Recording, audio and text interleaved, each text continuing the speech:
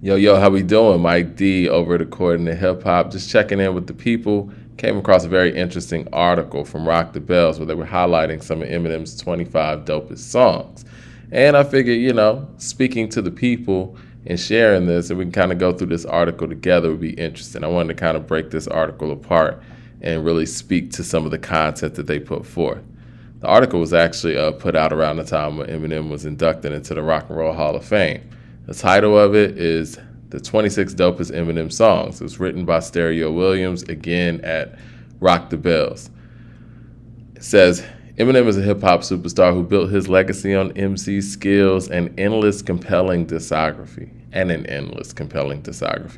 Over the course of his 25-year career, the man born Marshall Mathers has cemented his place along rap's greats. The songwriter wears his love of hip-hop on his sleeve, and his Grammy award-winning catalog features classic albums like the Marshall Mathers LP and the Eminem Show. He delivered on an inevitable list of hits. Okay. Tracks like Lose Yourself and My Name Is are among some of his biggest songs of their time. And he's still capable of packing arenas and dominating the charts at the age of 50.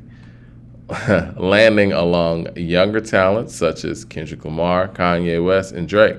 The Detroit-born MC receives a lot of credit for providing an entry point for white middle America to feel connected to hip-hop's voice, aesthetic, and ethos. He has become a linchpin for Detroit artists like D12 and the late great Proof. And he's now a Rock and Roll Hall of Famer.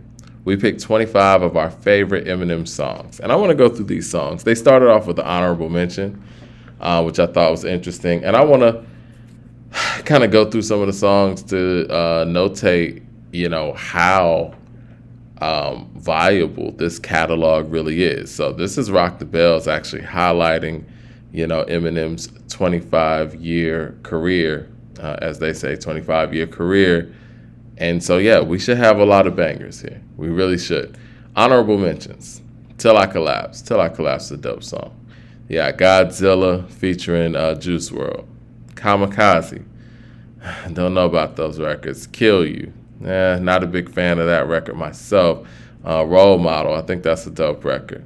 The Monster featuring Rihanna. Brain Damage. Brain Damage was cool. The storytelling. Berserk. Wasn't a fan of that. Just Lose It. Wasn't a fan of that. Love You More. No Love featuring Wayne. Lucky You featuring Joyner Lucas. I actually like that song. Walk on Water featuring Beyonce. Never was a big fan of that. You Don't Know featuring 50 Cent, Cassius, and Lloyd Banks. I'm not really too familiar with that record. Fast Lane under Bad Meets Evil. The album that he did with Royce 5'9". Renegade, Jay-Z featuring Eminem. See, that's not one of M's songs, actually. Anyway, Forever, Drake featuring Kanye West, Lil Wayne, and Eminem.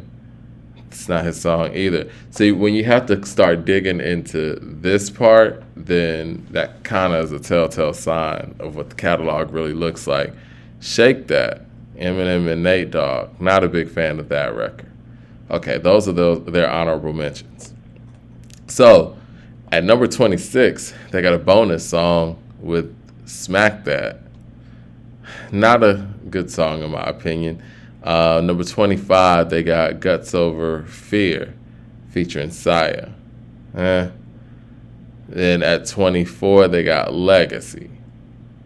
A deep personal track that finds him reflecting on his childhood in Detroit while name-dropping legendary rap acts from Onyx to A Tribe Called Quest and how the music helped him cope. Okay. Not Afraid at 23. Never was a big fan of that record either. Sing for the Moment, number 22. I like Sing for the Moment. I think that's actually one of his better songs from, in my opinion, his best album. 21, Like a Toy Soldier. Wasn't too big on that record, personally. Number 20, When I'm Gone. Another one from the Eminem Show, I do believe. Number 19, Mockingbird. It's a cool record. Number 18, the song Marshall Mathers from the Marshall Mathers LP. I liked the song when the album came out, most definitely. I don't really revisit that record too much. Number 17, 97 Bonnie and Clyde. I think that 97 Bonnie and Clyde is a very dope record. It's kind of sick, but, from a creative standpoint and a creative writing standpoint, I can't knock it. Number 16, Without Me. Goofy record, but, not something that aged that well. Number 15, Rock Bottom. Rock Bottom is a cool song. But see, my thing with Rock Bottom and records like that, it's like, it's a cool song, but for any other artist, this is an album song. This is an album song that's speaking about your comeuppance, your struggles, and, it's just cool. I don't think it, if you're all-time great, I don't think it being number 15 in your catalog, it should even register to that. We're not even putting Everyday Struggle at number 15 in Biggie's catalog, and Everyday Struggle is incredibly strong. Number 14, Superman. Superman was cool. Definitely. Number 13, The Real Slim Shady. Not a big fan of that record. Number 12, Just Don't Give a Fuck.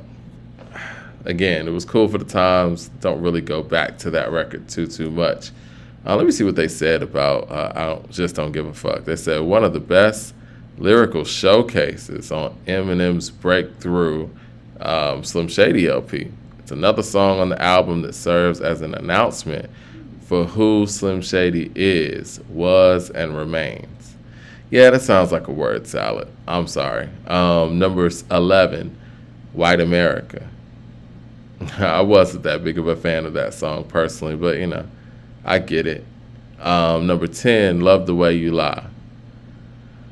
Let me see what they have to say about this record, because this record could really be, from a content standpoint, could be really problematic if it was another artist, doing it. It says, a song that looks at the pain of abuse. M and Riri team up for his monster hit from M's recovery. The track will also be featured on Rihanna's smash album Loud. Okay. It's a hit. It is what it is. It's not one of those records that, when you're playing all-time, great hip-hop records or slow songs, love songs. I don't even know if it's considered a love song. I don't think it's going to, get in the mix of that. But, okay. Number 9, Mosh. Now, wasn't a big fan of Mosh.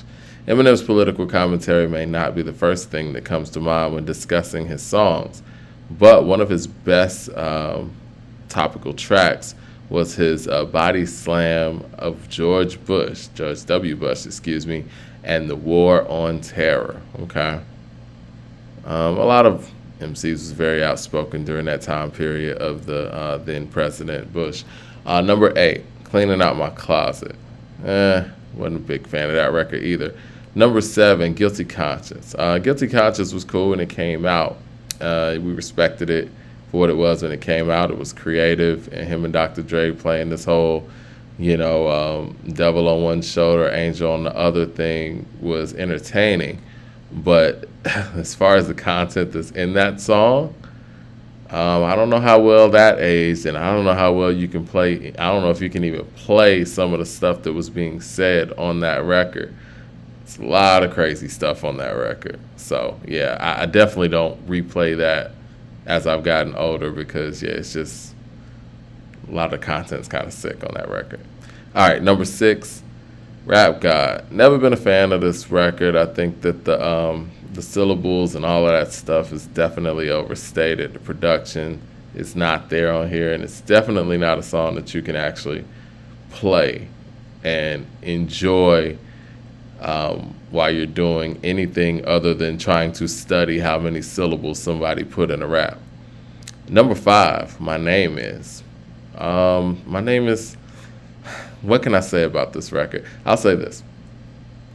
A friend of mine was telling me in 1999 when the song came out, he had a friend that was, locked up, and he came out, and he got out, and he heard this song, and he thought it was a commercial. He thought it was a funny gag commercial, and my guy was like, nah, bro, this is a real song.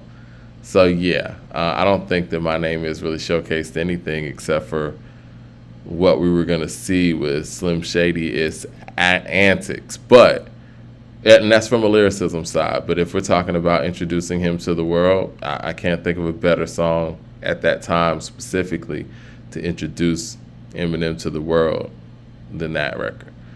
Number 4, Till I Collapse. Wait a minute. Did they put Till I Collapse on number 4 and on honorable mentions? I thought, yeah. They got Till I Collapse on honorable mentions and they got it on number 4. I see you guys trying to stretch the catalog. I see you guys over here trying to give him more songs. Come on, man. If you got to duplicate songs, that tells you what you need to know, too. So, Till I Collapse is in honorable mentions, and it's actually on the chart, too. Okay, so what they say about that record is one of M's most stirring lyrical performances. And if we're being real, it's one of the best, one of his best productions as well. The Detroit MC goes in over the thunderous beat, making his claim for rap supremacy as only Marshall can. Yeah, I don't know how well they even describe that record on there. I like Till I Collapse, it's cool. But, you know, we're talking about thunderous beats and shit. They're acting like he rapping over to the Benjamins or something. Anyway, The Way I Am.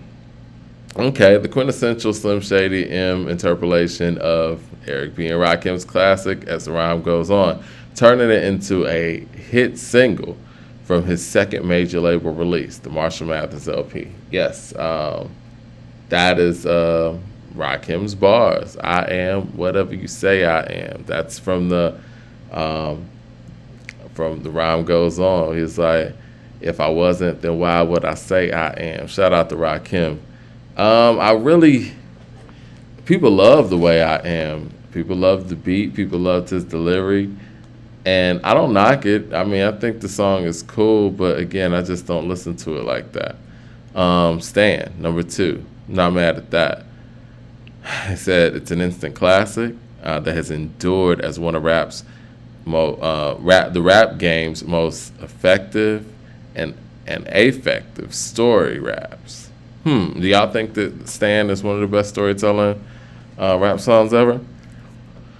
M etches his name along the all-time great rap storytellers with a tale about an obsessed fan, and he gave the world a go-to term for anyone who goes too hard for their favorites. Well, that could be said, yeah. Stan is actually a euphemism for people who are super fans. But I do think, once again, that came from Nas using it in Ether. I think before that or even after that, that probably wouldn't have been the case. Stan's a cool song. I don't think that Stan is one of those songs that's just like a untouchable record, like I Seen a Man Die from Scarface that no one could do. I think it was just a very dope record from, at the time, one of the biggest selling artists in the game, and it got the notoriety that a good storytelling song should receive. And number 1, Lose Yourself. I've always said that Lose Yourself is Eminem's best song, so I'm not surprised about this being number 1. It's an anthem for the ages, the hip-hop answer to We Are the Champions, or the Rocky theme. I disagree with all of those things. The hit single from the 8 Mile soundtrack has become a timeless track for anyone needing motivation to kick ass in any given situation. I don't know if it's that. I mean, you know, I really revert to Hustler's Ambition when it comes to me needing to be motivated to kick ass or something. You know, I don't really subscribe to the having to hold on to mom's spaghetti because, you know, my nerves are somewhere else. But it's a good song, and I think it's his best song. I think that it definitely helps his case in the whole battle rapper narrative. Without 8 Mile, I don't really know what the image of Eminem would be in the hip-hop sphere, because many of his biggest moments were, you know, on some Slim Shady type of stuff. But I just find this list interesting because I feel like it's revealing. I mean, with some of the songs that I mentioned here, Do you see him going 20 deep with somebody in a verses? I mean, the catalog is just not, it's just not there like that. The diversity's not there. I mean, he got some creative records, but sonically, I don't think this really moves the needle. I could be wrong. Let me know in the comment section what you guys feel about Eminem's catalog, and am I over or underrating? Excuse me, am I underrating Eminem's catalog? Am I just hating, or is there some factual information to this? I mean, look at the songs. I mean, we tried to go through it. This is the best they could come up with. In your opinion, is this what? Is he the fourth solo MC to be in the Rock and Roll Hall of Fame? Do you think that's worthy of this? I mean, based on the music, let me know. Hit like and subscribe as well. We'll talk about it live. Talk to y'all soon.